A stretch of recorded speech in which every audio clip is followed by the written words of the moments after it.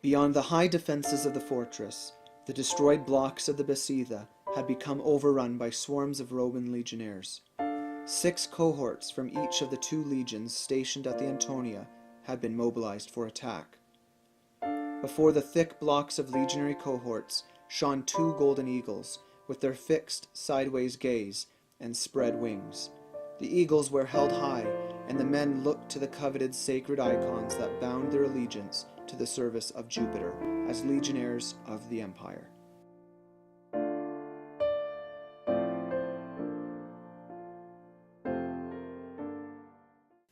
So you have quite a passion for history, in Yes. particular Jewish history. Mm-hmm. Where did that come from?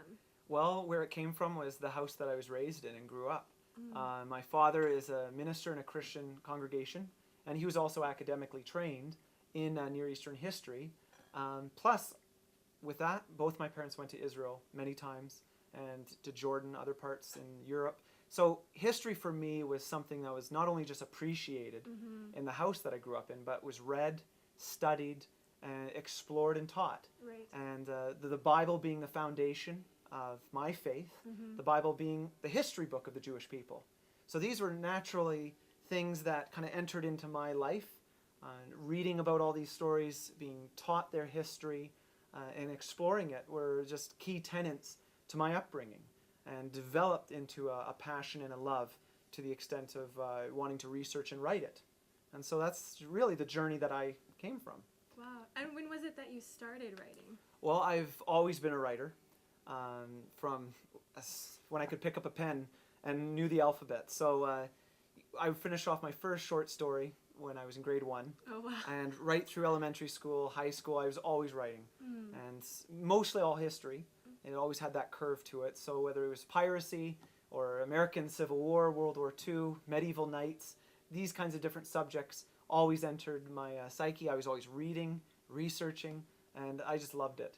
And so I developed writing skills that would later take me to a place where I'd become a more serious writer, wanting to publish novels. And so that's the case in 70 AD. And so share with us a little bit about this book, the background of it. Okay, well, it's titled 70 AD, so it does take place in the 1st century, but the actual book itself begins in the year 69 AD. Okay.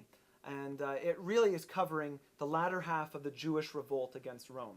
And the Jews revolted against Rome, which was the superpower of the day. Their revolt started in 66 when Nero was emperor of Rome. And Nero commissioned Vespasian to crush the Jewish rebellion. And Vespasian, we find him in the book, because in chapter 1, Vespasian is declared emperor by his troops. Well, why would he be declared emperor if Nero was emperor? Well, a year earlier, Nero commits suicide, and Rome was brought to its knees in a year that's known by historians today as the Year of the Four Emperors. And so after basically 4 emperors in 1 year, Wow. Vespasian kind of comes out on top at the end, and he becomes emperor. He usurps power, and in the year 69 AD, because he becomes the emperor and he has to go back to Rome, he sends his son, Titus, to Jerusalem to crush it, because the nation is still in a state of revolt.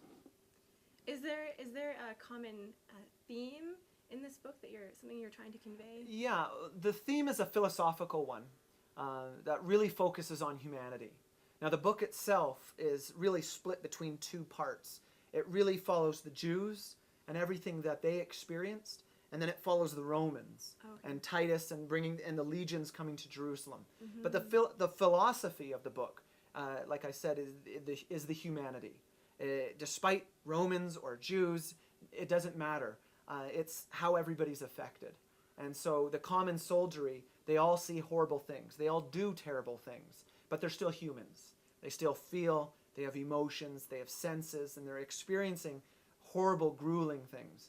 But then we also have the civilized populace of Jerusalem. I mean, Jerusalem was a large city. It was one of the largest in the East. Right. So we have lots of people that aren't part of the fighting, experiencing terrible things and seeing these things happen. And so it really brings into retrospect the experience of everybody. And the book seeks to capture the raw realism of what it would have been like in the year 70 AD with legions surrounding a city and storming it.